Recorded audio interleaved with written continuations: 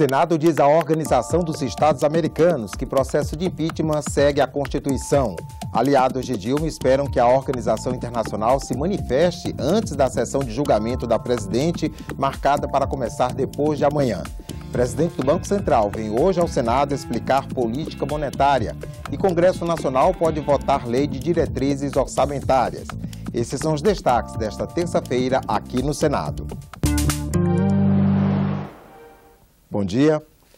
A Advocacia do Senado respondeu nesta segunda-feira a questionamentos da Comissão Interamericana de Direitos Humanos da Organização dos Estados Americanos sobre o processo de impeachment da presidente Dilma Rousseff.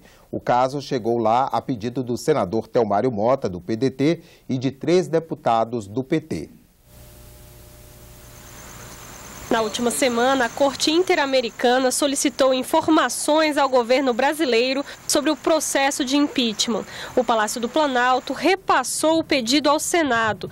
Os advogados da Casa consolidaram a resposta. Nós nos limitamos apenas a descrever em que fases e as oportunidades que foram dadas para a defesa se manifestar, principalmente nesse ponto que é questionado em relação à ampla defesa. Com a resposta do Senado, serão julgados os pedidos feitos por parlamentares que defendem o governo Dilma Rousseff.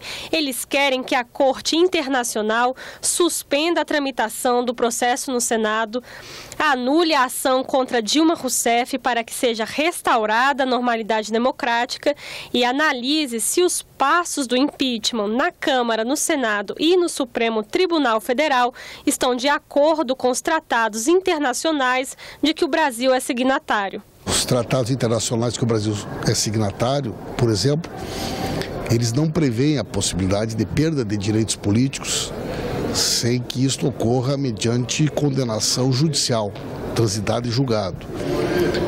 A presidenta Dilma sequer foi processada. Segundo um dos autores do pedido, o deputado Paulo Pimenta, foi preciso recorrer a uma corte internacional porque no Brasil o STF não quis entrar no mérito da ação contra a presidente Dilma. As notícias que nós temos é que já está sendo marcada essa reunião e que ela deverá ocorrer antes da votação do Senado para que a OEA, a Corte Interamericana, tenha uma posição, antes que se constitua uma situação de um prejuízo irreversível para o direito da cidadã, no caso Dilma Rousseff. A Câmara dos Deputados também respondeu a questionamentos da Comissão Interamericana de Direitos Humanos. O documento nega que direitos de Dilma Rousseff tenham sido violados. Até o início do julgamento da presidente afastada, a acusação e defesa tentam estratégias para acelerar ou atrasar a votação final. Na semana passada, a acusação pediu que 2 testemunhas da defesa fossem impugnadas. São os professores Geraldo Prado e Luiz Gonzaga Beluso, por não terem relação direta com os fatos, segundo os autores da denúncia. Já a defesa de Dilma entrou com um recurso no Supremo Tribunal Federal pedindo a anulação da sessão do dia 9 de agosto, que decidiu pela continuidade do processo de impeachment. O advogado de defesa, José Eduardo Cardoso, aponta problemas no procedimento de votação, como a falta de manifestação da defesa nos encaminhamentos e a análise de questões preliminares em globo. Cardoso também pede que o julgamento final não seja realizado até que saia a decisão do STF sobre o recurso. A Comissão de Infraestrutura fez, nesta segunda-feira, audiência para discutir políticas públicas que ampliem a participação de energias alternativas e renováveis na matriz energética brasileira.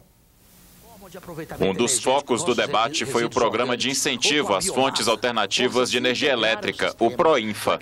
Criado em 2002, ele alterou o cenário da geração de energia renovável no país. Um programa criado em 2002, onde as fontes eólica, PCHs, CGHs e biomassa foram priorizadas. Basicamente, ele tinha como critério a contratação de 3,3 gigawatts pela Eletrobras, por um contrato de longo prazo, 20 anos, e essa conta seria paga por todos os consumidores, retirando os consumidores de tarifa social. O Brasil, há mais ou menos 9, 8 anos atrás, 10 anos, era traço na produção de energia eólica e através desse investimento que o nosso governo federal, que o Congresso Nacional avalizou, vimos uma grande evolução na área de eólica. O Brasil, que nem sequer praticamente fabricava pás, hoje é um país que é âncora no mundo da exportação de pás eólicas. O superintendente de regulação dos serviços de geração da Agência Nacional de Energia Elétrica, a ANEEL, disse que 80% da capacidade brasileira instalada já é composta por fontes renováveis. Fontes hídricas e fontes renováveis não hídricas, como eólica, solar e biomassa. O que a gente tem de fóssil aqui é da ordem de 17,5% só da capacidade instalada. Hoje, em 2015, nós temos uma forte participação de eólica e biomassa, as duas somando são 11,5%. Mas se a gente quer chegar em 2023 com 23% e lá em 2030 com 33%, nós temos um longo caminho a percorrer. E o nosso desafio não é um desafio de recurso. Recurso, nós temos uma quantidade muito grande. O nosso desafio é fazer uma política adequada para cumprir esse objetivo. Mas, segundo os participantes da audiência pública, a energia solar ainda não está sendo explorada adequadamente no Brasil, apesar do grande potencial do país. Eu, como servidor, nesses últimos 9 anos, praticamente 8 anos, no Ministério de Minas e Energia, no monitoramento do Sistema Elétrico Nacional, tá certo? Eu pude testemunhar a pouca ação, a pouca contundência do Ministério de Minas e Energia com relação a, de fato, investir na importante fonte de energética brasileira, que é a fonte energética solar, que estamos profundamente atrasadas, sem competitividade, muito alto, todos os equipamentos para podermos gerar energia solar no nosso país, por causa da falta de investimento, por causa de um programa tipo o PROINFA. O Congresso Nacional tem reunião hoje às 11 horas. Deputados e senadores terão que analisar 8 vetos presidenciais antes de passar à votação da Lei de Diretrizes Orçamentárias de 2017. Nela está previsto um déficit público de quase 140 bilhões de reais e um crescimento no Produto Interno Bruto de 1,2%. O Senado começou a debater uma proposta do governo interino para congelar os gastos públicos até o ano de 2037, ou seja, durante 5 mandatos presidenciais. Saber as consequências de medidas como essa é fundamental para o cidadão e, por isso, esse é o tema da nossa entrevista especial. Aqui ao meu lado está o consultor de orçamentos do Senado, Vinícius Amaral, que vai explicar melhor essa proposta. Vinícius, a proposta está na Câmara dos Deputados, mas o Senado já começou a debater o assunto em algumas comissões, né? O que essas audiências públicas já estão sinalizando? Quais são os pontos de vista? A PEC é uma matéria bastante complexa e ela realmente tem uma abrangência muito grande em cima das finanças públicas e de questões sociais. E, na verdade, nós podemos separar 2 grandes blocos de discussões. Uma discussão de ordem macroeconômica em si e uma outra discussão de ordem social. Na parte macroeconômica, a discussão é se a PEC é a melhor resposta à crise econômica atual que existe. O intuito da PEC, a visão que a PEC traz, é de que o problema central macroeconômico do Brasil que levou à atual crise econômica é o alto nível de gasto público. Esse é o entendimento. Há outros entendimentos contrários, né? Divergentes. A economia não é uma ciência exata, então ela permite essa profusão de entendimentos. Há outros que entendem que o problema central é a falta de competitividade do Brasil, tanto em termos internos quanto em termos internacionais. E não seria exatamente essa questão que seria o entrave, e sim uma redução da burocracia em procedimentos de exportação, uma reforma tributária, por exemplo, que onerasse menos a produção.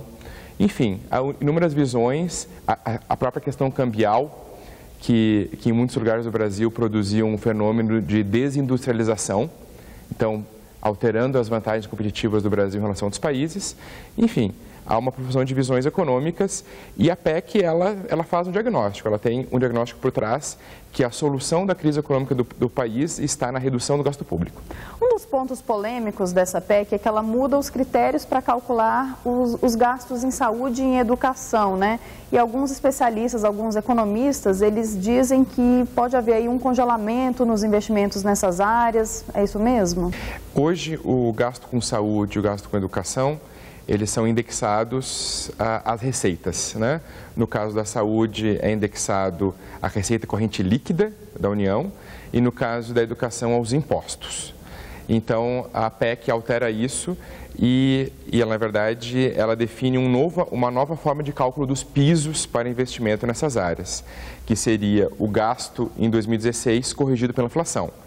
Então, haveria, sim, uma manutenção do valor real investido nessas áreas como piso, né? Não necessariamente não impede que se gaste a mais, mas haveria um piso que, de acordo com as variáveis econômicas, pode ser menor do que o que é garantido pela atual legislação. E caso a proposta seja aprovada pelo Congresso esse ano, ela já começa a valer no ano que vem, né? Como é que fica a lei de diretrizes orçamentárias? Ela tem que contemplar essa proposta? Qual que é o impacto para o orçamento de 2017? A LDO de 2017 ela já está adequada, já está adaptada para conviver com essa proposta do teto. O relator da LDO, o senador Wellington Fagundes, já incorporou no seu texto, e foi aprovado na Comissão de Orçamento, o princípio geral da PEC, ou seja, que o gasto em 2017 está limitado ao gasto de 2016, corrigido pela inflação. Inclusive com algumas vantagens, alguns aprimoramentos. Por exemplo, o senador Wellington Fagundes definiu que os investimentos em 2017 também devem ser preservados e mantido o seu valor real. Isso é uma questão importante, Karine, porque em todo o processo de ajuste fiscal, isso não só no Brasil, para o mundo todo, todo o processo de ajuste fiscal, há uma tendência de fazer o ajuste cortando investimentos. Porque as despesas obrigatórias são de muito difícil compressão, evidentemente, por serem obrigatórias, exigem mudanças legislativas, às vezes mudanças constitucionais, que não são simples de serem aprovadas. O investimento é uma despesa mais fácil de ser cortada. Então, o senador Wellington propôs e foi aprovado pela comissão um dispositivo em que o investimento em 2017 teria que ser, no mínimo, o mesmo de 2016, corrigido pela inflação. Com isso, de certa forma, preservando o investimento dentro desse cenário de ajuste fiscal. E qual que é a expectativa para a votação da LDO no plenário do Congresso? E tem algum destaque que é relevante, que seja importante? Sim, há destaques já apresentados, justamente sobre essa questão do teto, mostrando como a questão é polêmica, né? Ou seja, ainda que a LDO, a versão do teto de gastos na LDO é uma versão bem mais simplificada em relação à PEC, porque não mexe nessa questão da saúde e educação, mas mostrando o potencial de polêmica que existe, já há destaques para suprimir essa questão do teto de gastos na LDO de 2017. E eu acredito que esse tema certamente voltará aqui, porque é um assunto que impactará a vida do brasileiro durante muito tempo. São 20 anos, ou seja, não apenas temos que pensar no que este governo está pensando, mas sim o que futuros governos pensarão e como eles agirão em cima dessa proposta. Tá certo. Muito obrigada pela entrevista. E daqui a pouco, às 10 horas, a Comissão de Assuntos Econômicos do Senado recebe o presidente do Banco Central, Ilan Goldfein. Ele explicará o desempenho da política monetária do governo Temer. A comissão também pode votar matérias sobre o reajuste salarial para defensor público geral, ministros do Supremo Tribunal Federal e procurador-geral da República. Confira agora a agenda das outras comissões do Senado que se reúne na manhã desta terça-feira. A Comissão de Ciência e Tecnologia faz audiência pública em debate os fundos de desenvolvimento científico e tecnológico para o desenvolvimento tecnológico das telecomunicações. Já os crimes de abuso de autoridade estarão em discussão na audiência da Comissão de Direitos Humanos.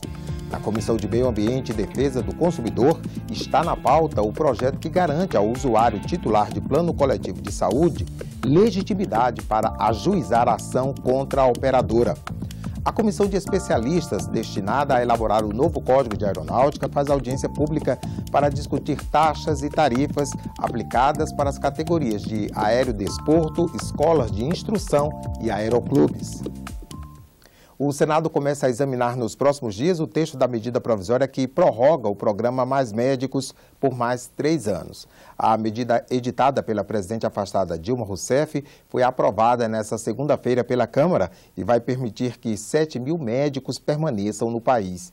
A Câmara também aprovou e vem para o Senado a medida provisória que estende o prazo para produtores rurais registrarem suas propriedades no Cadastro Ambiental Rural e aderirem ao programa de regularização ambiental. O prazo, que venceria em maio de 2017, fica prorrogado até 31 de dezembro de 2017. Essas foram as notícias da manhã. A gente pode voltar a qualquer momento ou às 10 para as 2 da tarde com mais uma edição do Senado Agora. Obrigado pela audiência e até lá.